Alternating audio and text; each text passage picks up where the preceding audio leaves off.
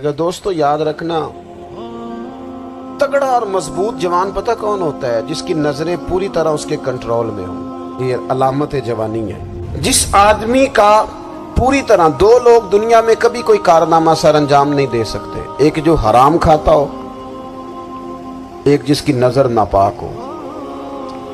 मोहम्मद बिन कासिम जब यहां आए थे ना,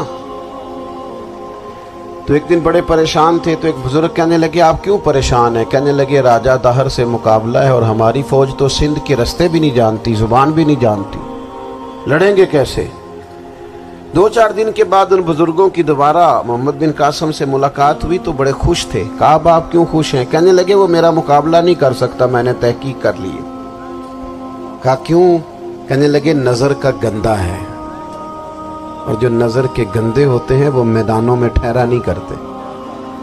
मैदान के लिए निकलने के लिए पाक जवानी की जरूरत होती, ततहीर मिजाज होना जरूरी होता है, पाकीज़ा अफकार और सच्ची और सुच्ची सुथरी सोचों का होना जरूरी होता है। इसलिए फरमाया कि मेरा मुकाबला नहीं कर सकता। हजरत अब्दुल्लाह इब्न हुज़ाफा कमरे में थे, तो वजीर की बेटी अंदर सजी संवरी पहुंच गई। जैसे ही आपने इस कुफर की चाल को देखा तो तयम्मुम करके नफल शुरू किए। वो सारी रात बैठी रही, रब का बंदा सारी रात इबादत करता रहा। इबादत बड़ा सहारा है, मुसल्ला बड़ा सहारा है अल्लाह के बंदों।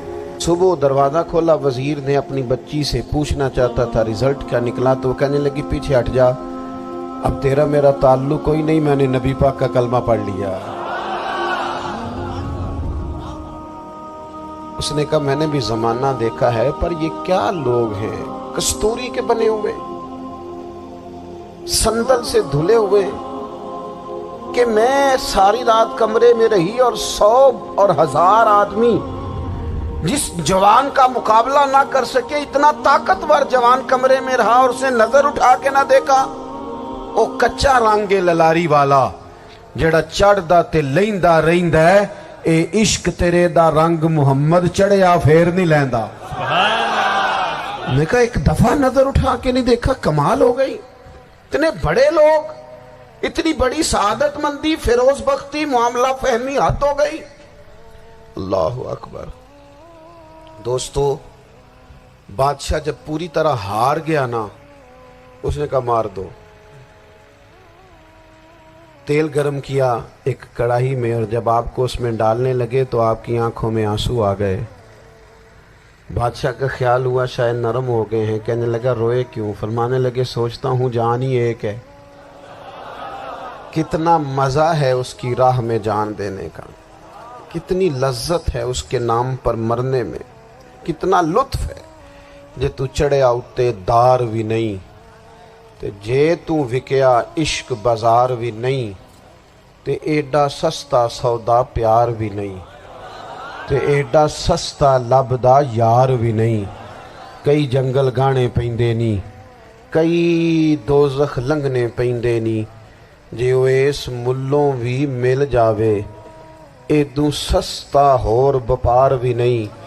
ते कुछ समझ ना आवे लोकां नू वो कादे नाल शहीद करे, डिठी यार दे हथ तलवार भी नहीं, पर ओदा खाली जांदा वार भी नहीं। कहने लगे, एक जान है ना, तो दिल करता है हजारों होती तो एक एक करके महबूब के नाम पे कुर्बान करता, जब मेरे पास है ही एक, करूं क्या?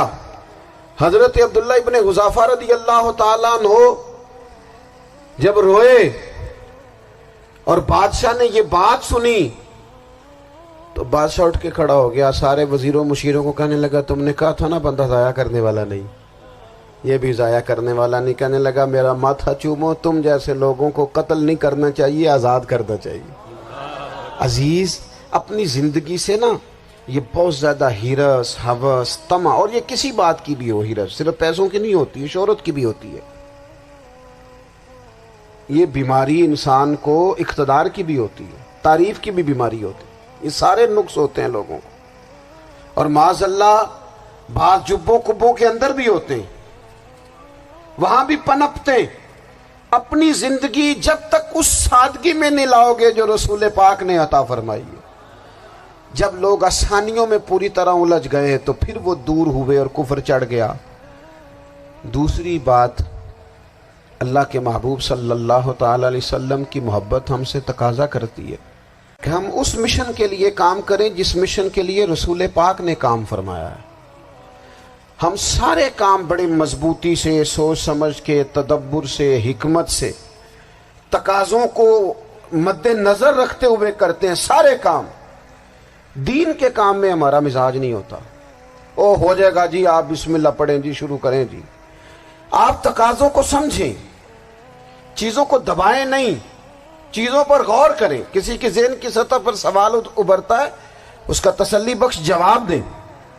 اپنی زندگی میں دین کے کام کے لیے اپنے آپ کو وقف کریں، اور دین کے کام کے بہت سارے پہلو ہیں۔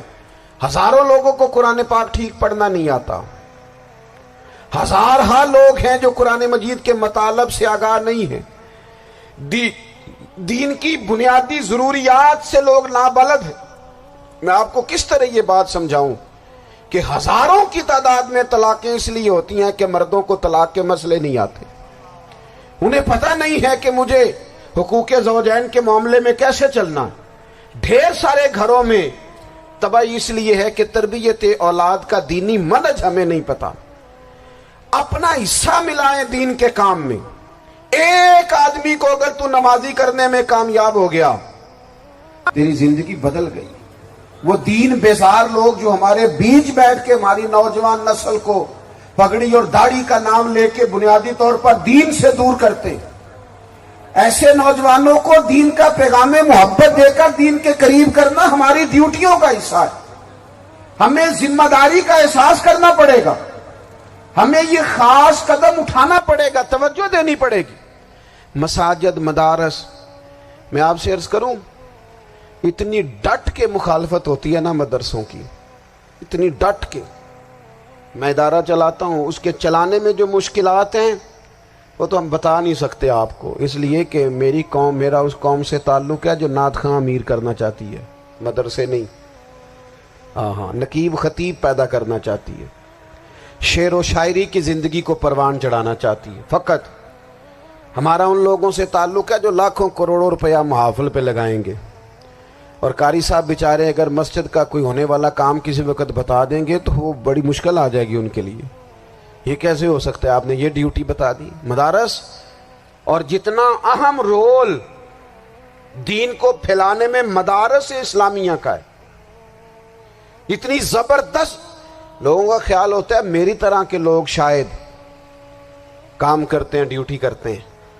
یہ 10-15 لوگ آپ کو نظر آتے ہیں جو آپ کو کہیں میڈیا پر یا ادھر ادھر ڈیوٹی کرتے، مخلص لوگ اپنی جگہ پہ، وہ بھی بڑا ہی کام کر رہے ہیں، جو میڈیا پہ آ کے بھی اخلاص سے اور درد دل سے کو دین کی، ان کی بھی کسی بات کی حوصلہ شکنی نہیں، لیکن ہزارہا اساتذہ جو مدارس میں بیٹھ کے پڑھاتے ہیں، انہوں نے وہ سارے لوگ تیار، آپ سمجھ نہیں سکتے کتنا بڑا کام۔ حفظ کا استاد جو ہوتا ہے نا، اس کی ڈیوٹی 24 گھنٹے ہوتی ہے، فجر سے پہلے، اور اس نے بچوں کو اٹھانا۔ تنخواہ تو ہم انہیں دینا نہیں نہ چاہتے جی، تنخواہ نہیں دی انہوں نے، ہمیں مولوی امیر نہ ہو جانا۔ مولوی نو تے سوٹ بھی 27ویں والی رات دے ہے تاکہ کدھر سوان کے عید والے دن پا نہ لوے، چونکہ 27ویں تو بعد تے درزی پھڑتا ہی کوئی نہیں، کیوں حضرت؟ ایسا ہی ہے نا، اس وقت تو نہیں نہ لیتا، تو ہم چاہتے ہیں مولوی ہماری مرضی کے ہماری طرح کا سوٹ نہ پہن لے۔ مدارس کی مضبوطی، آپ یہ دیکھ لیں، یہ صلاح الدین ایوبی کا تعلق بھلا کس چیز سے تھا؟